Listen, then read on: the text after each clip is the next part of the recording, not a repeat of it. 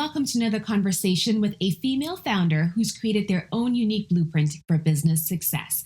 In today's conversation, we meet Tatiana O'Hara. She's a team and agency coach who helps business owners build teams that streamline and help them grow their businesses. So if you're a business owner who is pulling long nights, who is working long hours, and you feel like you just can't grow, there's no room to help anybody else, maybe it's time for you to stop being superwoman and hire a team. And during our conversation, Tatiana is going to lay out exactly how you can do that in a way that's sustainable and is going to help you grow your business. So if this sounds like you and you're ready to hire a team and get help, or you think you'll be there soon and want to get prepared, this is going to be a great conversation for you.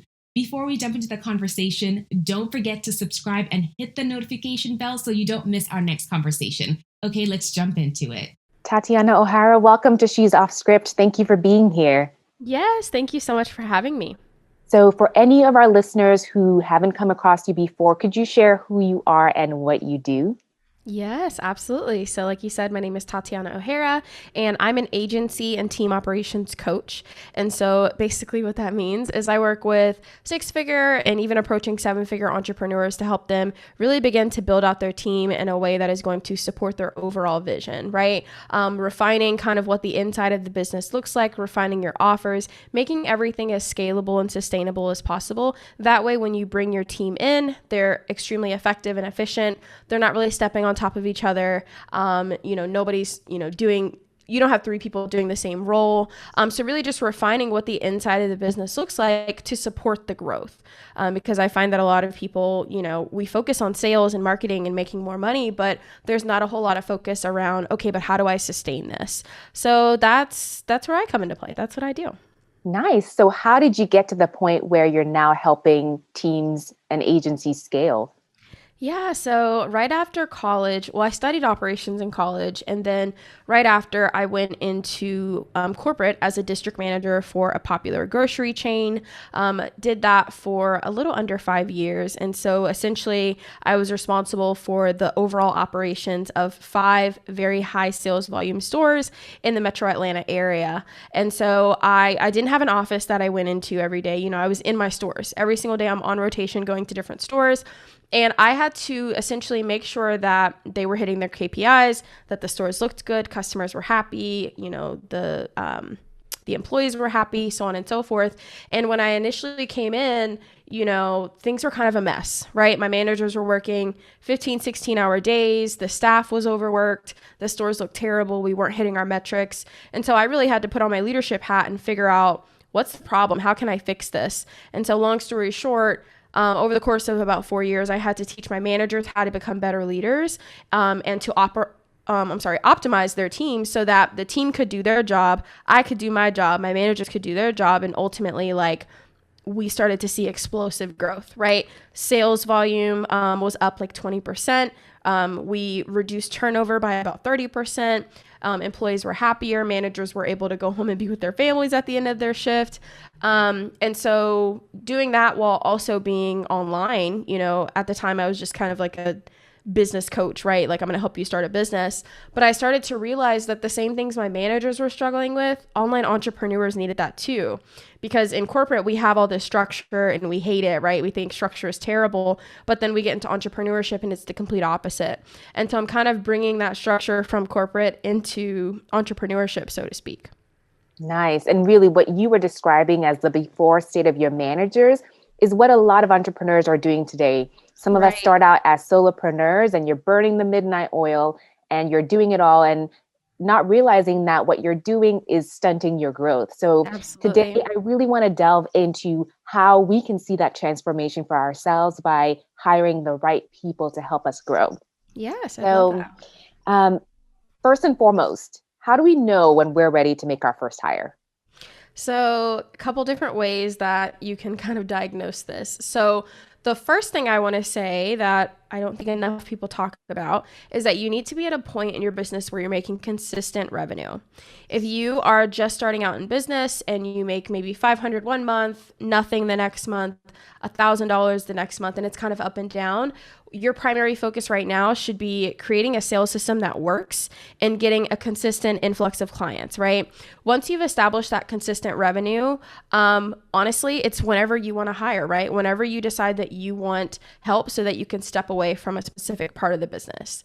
But there are two ways to know if you should have hired like months ago, right? Like if this is a problem that, you know, probably should have already been corrected.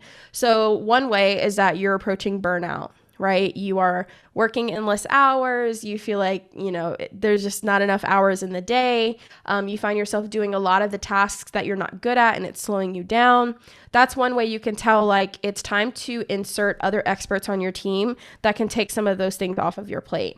The second way is that maybe you're approaching some sort of ceiling in your business. So if you are, as I call it, the waitlist queen, right? You're throwing everyone on a waitlist to work with you because you've reached your capacity, then it's definitely time to hire because at this point you are unable to scale, right? You can't get past $5,000 a month because you can't take on more than that amount of clients. And so we need to begin to bring people on our team to either help us with client fulfillment or maybe take some of the admin work off of our plate so that we can increase our capacity to serve more people. So I would say those are two of the ways you can kind of know that you may be a little bit behind the curve a little bit.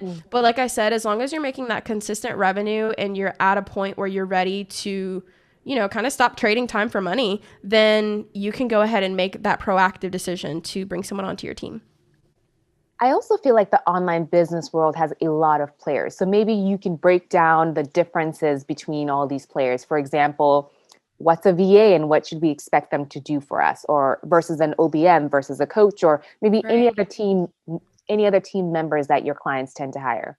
Yeah, that's honestly a really good question and point because that would be probably the first mistake that a lot of people make is they say that they need help. So they just run out and hire typically like a virtual assistant. And sometimes that is what you need, but sometimes it's not, right? So your VA is going to be a really good doer, right? You give them the direction, you give them the task, and they're going to be able to do that for you.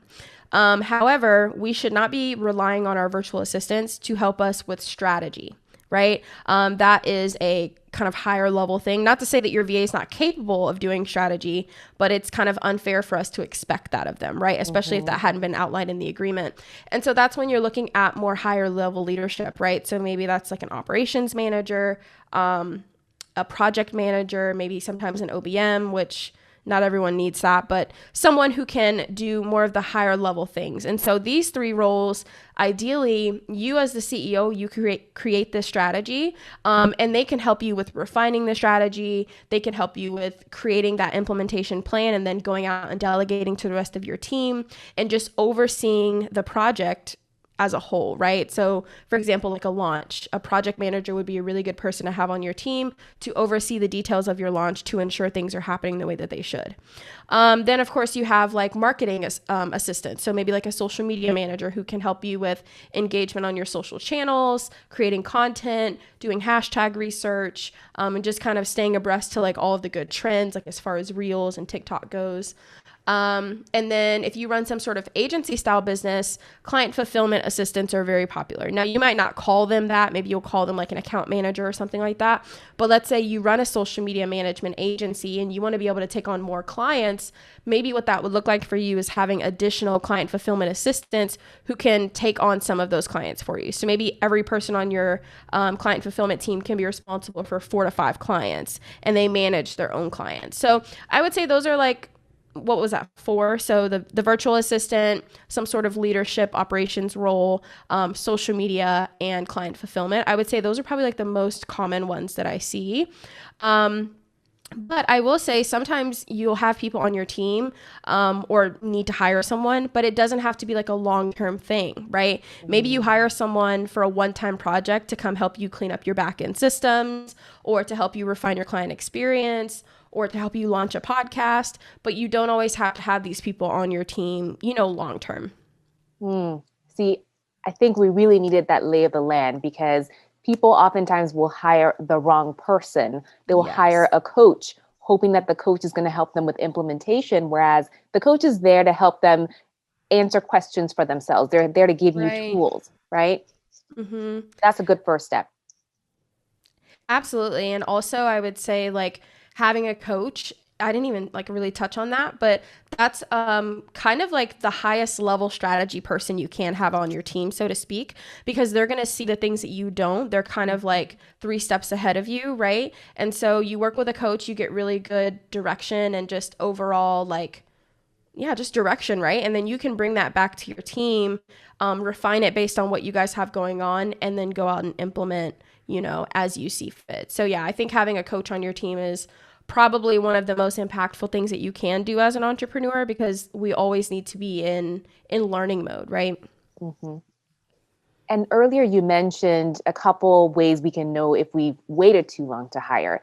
But I think I've also heard you say that people hire you when they feel like their teams aren't functioning as they should. They're a little bit dysfunctional. So Mm-hmm. help us get ahead of that curve. How do you set up your team to run smoothly once you start to onboard people? Right. Yeah. So most of that work starts before you even hire the person. Okay. So if you work with me, essentially, like hiring is not until like 60% through our process together, because a lot of the work starts up front, right? So first we need to be really clear on the vision that you have for your business and your life. And I don't mean that in like a super like lofty, oh, this is cute, let's make a vision board. I mean, like, let's get down to the logistics of what this thing looks like, right? And I say that because if you know that you want to make $50,000 per month, and your package costs this much per month, you can only take on this many clients, that can help us calculate, well, how many people do you need on your team in order to make 50K months happen, right? Mm-hmm. So first, getting clear on that vision. Next, getting clear on your offerings and making them as scalable as possible.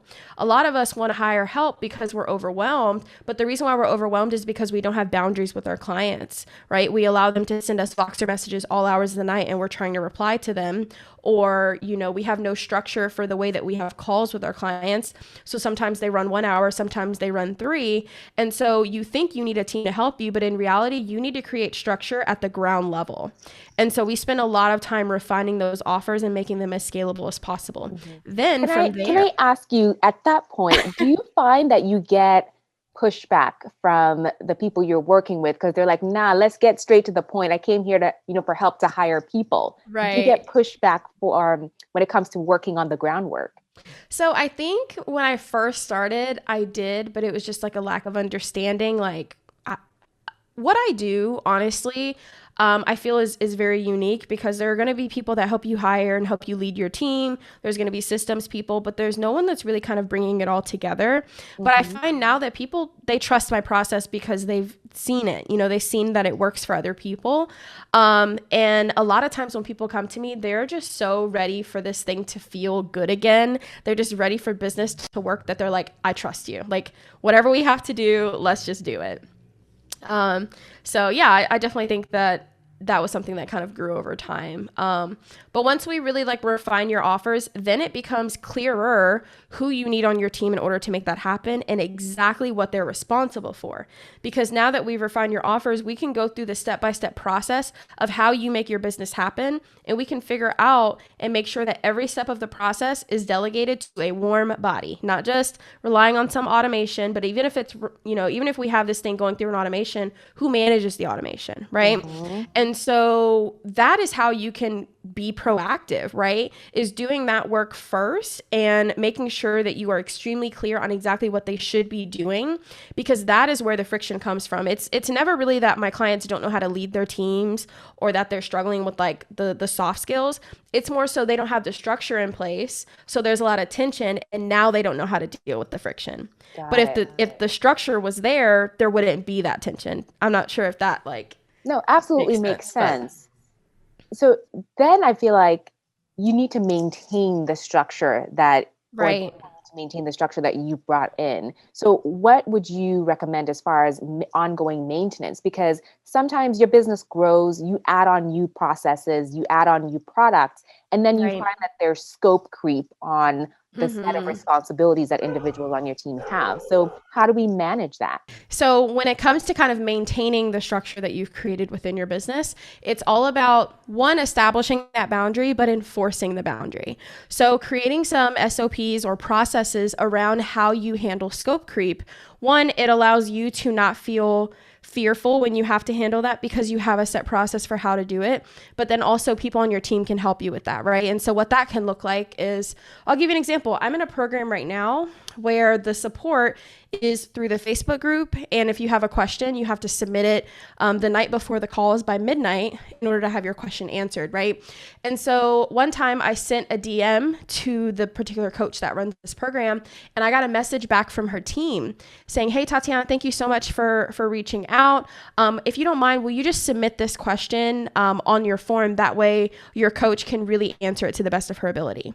And I respected that so much because that was me, not trying to, but that was me scope creeping, but they have a set process for how they handle that. So I think if we can create processes around that and get comfortable enforcing those things, it honestly elevates the respect that our clients will have for us. But it's not just about scope creep with our clients, it's also with our team as well, right? We have to make sure that we respect and honor their boundaries, especially when you have contractors on your team. And then they have to respect and honor our boundaries.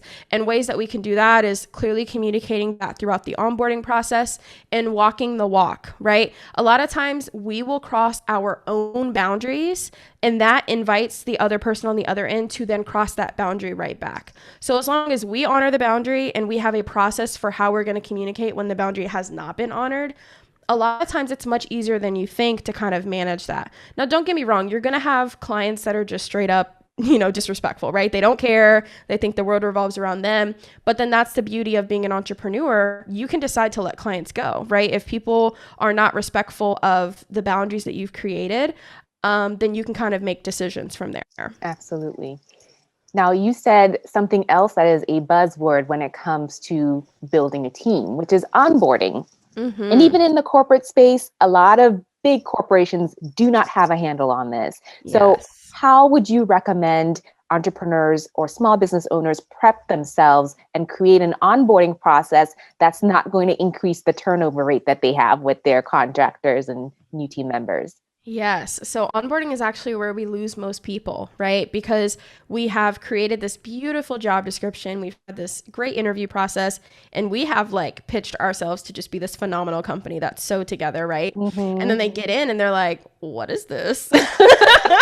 This is not what you told me. So first, I would recommend being upfront in the interview process. When I hired my virtual assistant, when I put out my job description, at the top, I always put a little about me section and relevant information to the specific role. And so I said that, I'm currently in Asana, but it's kind of all over the place and I wanted to move to ClickUp. I said that I'm in the middle, or I'm planning for a launch in the next couple of months. And I said a couple other things. I even told them that by nature, I'm a little bit scatterbrained, but I have the direction. Sometimes it's just kind of hard to get it out, right? And so by doing even something as small as that, it sets the expectation and it allows everyone who's applying to decide, do I want to work with that? Is that something I can work through right now? Do I want to migrate a client from Asana to ClickUp? Do I want to work with someone who sometimes struggles to articulate what she's trying to say, right? So that would be step one, is having an honest and transparent hiring process. But then when you get to the onboarding phase, there's just a lot of information you want to gather, right? You want to know exactly how communication is going to work on your team and give them that information. We communicate through Slack, Asana, whatever, right? You want to be really clear on your core values and share that with them during the onboarding process. It's also going to be intertwined throughout your hiring process as well, because you want to make sure that whoever you're hiring is in alignment with those core values, but sharing them with them again, why they're important to you, so on and so forth. And then giving them access to everything that they're going to need. This is one of the smallest details that people mess up on, right? It's if you're hiring, let's say a social media person, they're probably going to need access to your Instagram, to ClickUp so that they can plan out your content, to whatever hashtag research thing that you use, maybe to Canva so that they can create graphics. Let's stop hiring people and then making them send us emails oh, hey, Tatiana, can you send me access access to this. Have all of this stuff ready for them on day one, right? And then the second piece of that would be just overall communication. So onboarding should be an experience. It should feel, very welcoming. This is essentially their introduction to our company, to our team. And so if you want to get them a gift, have that ready for them, right? Spend time on the onboarding, not just talking about your company and your goals, but what are their goals? As a human being, what are their goals, and how are you as the CEO going to help them reach those goals? Because we want to start pouring into them, from the very beginning. And then I would say, kind of communicating what training is going to look like. What can they expect their first couple of weeks with you? What are the big projects that we're going to tackle immediately? What are the benchmarks for their success? If you've created KPIs for your team, which I highly recommend, share those with them up front, right? Don't wait until they're falling behind on a KPI to share, hey, well, this is the metric I've been using to measure your success in the back end. No, share that up front. Hey, you're the social media manager. So ultimately, the goal that we're hoping that you can achieve while working in this role is to improve our overall reach on social media. We want to improve our reach. And so therefore, every week when we sit down to chat, we're going to review the reach and how it's grown or regressed in the last week. Giving them this information up front, it honestly speaks to culture too, because it allows them to buy into not just the company, but now they have a piece of the pie that they're responsible for, and they can take ownership over that part of their role. So I know that was a lot, but onboarding is a lot, right? And it's more than just that one meeting, right? It's the first several weeks that they're going to be with you. But as long as you cover those details and really just, like I said, focus on making it a human experience, right? Making them feel welcomed, it's going to blow them away. Something as simple as having an onboarding packet. My VA was like, no one has ever given me this. Typically, the first meeting is just like a to-do list. So just it's something as simple as these are my core values. People online, unfortunately, aren't doing this. And that can really set your company apart. Oh, I love that. Because as I said, even Fortune 500 companies may not have this down. And if you transition from the corporate space, you're thinking, ooh, free flow, I can just do it however I want. But no, if you're working with people on your team, you still will need that structure in place in order to be successful. Absolutely. So I think we skipped a step, though. You talked about how transparent you were in the job posting process. So could you speak a little bit more to putting together a job description that is going to attract the right types of people? And then where do we go to find the candidates, like the VAs and OBMs? Mm-hmm. Right. Yeah. So I love the hiring process. I love it very, very much because there's so much discovery that happens in this process, even just about yourself, right? You get really clear on what you need. And I think just knowing that sets you apart, because a lot of us that are hiring online, we don't know what we need. We just know we need something, right? Mm-hmm. So if you follow all the steps we discussed prior of really getting clear on your offers and then getting clear on the type of support that you need, ideally you already kind of have a brain dump of everything they're going to be responsible for. So when creating that job description, I recommend kind of breaking it up into buckets of responsibility. So if you know that they're responsible, if you want them to do these 50 things, divide it up and see what are the commonalities. So for example, for my virtual assistant that I hired, the 4 kind of buckets or areas of responsibility that she had were general administrative work, assisting me with launches, managing my Facebook community, and PR. But we actually ended up taking PR off and hiring someone separate for that.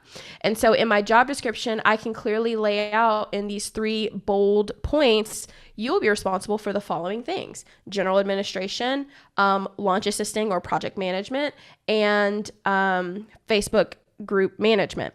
And so then under those buckets, I can then pour out the many tasks that are included in those 3 things.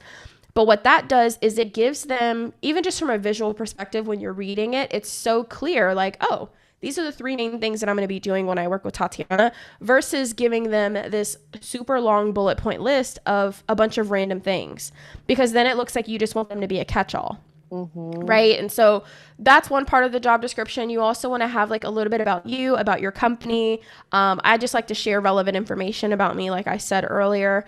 And then I like to include some nice to haves, right? You don't have to have these things, but if you do, added bonus. Like, I think for me, I said, like, if you've worked in corporate before, that's a bonus. If you've worked with teams before, that's a bonus. If you understand how to use ClickUp, because that was something that I wanted to get into, like, that's a bonus.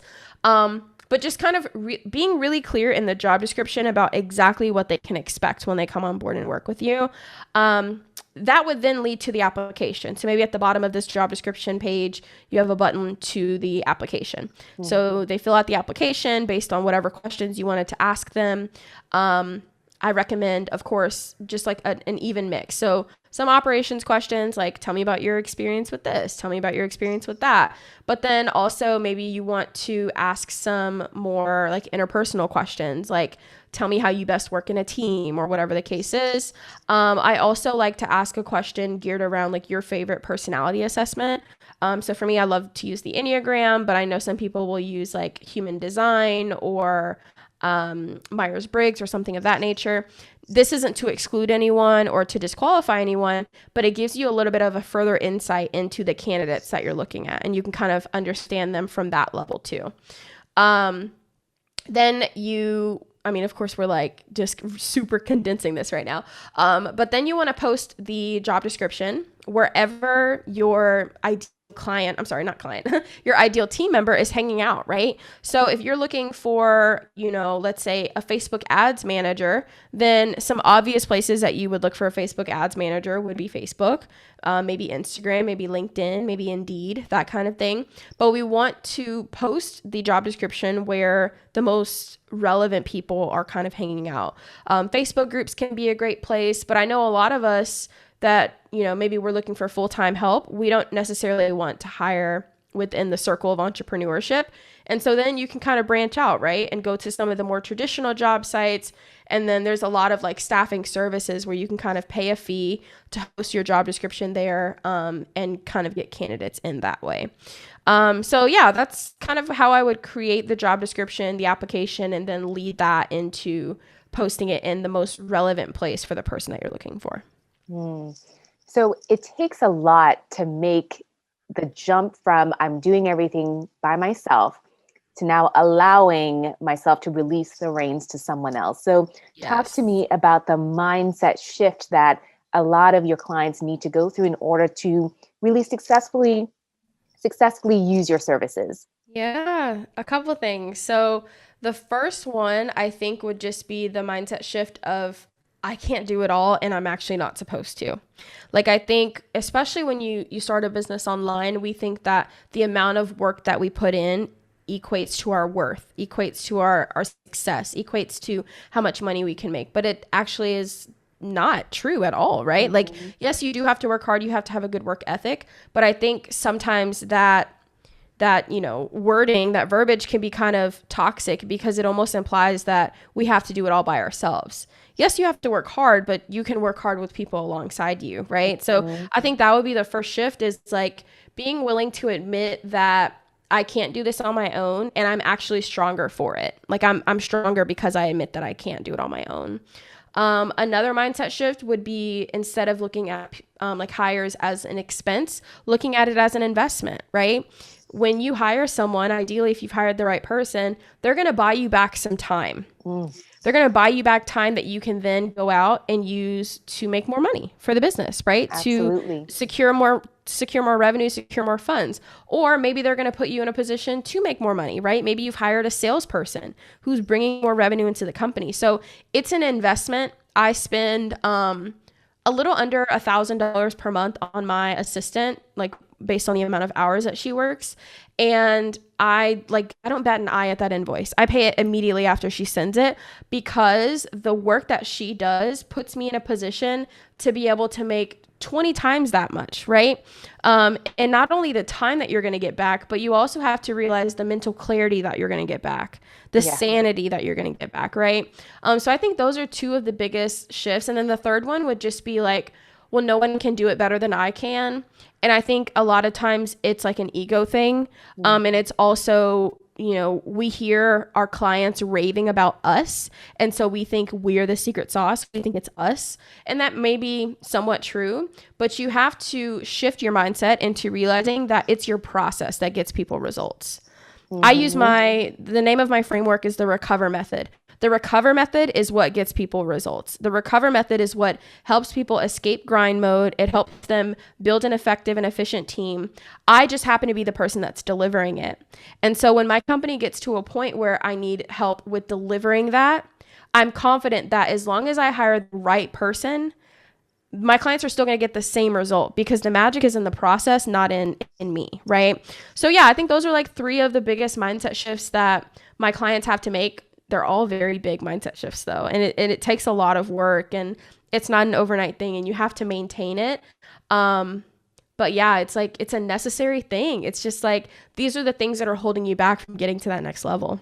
So now in listening to everything, I'm sure there are people who think, I need you, Tatiana. So how can we find you, and how can we work with you? Yes. So you can find me on Instagram at _Tatiana O'Hara. I hang out there way too often.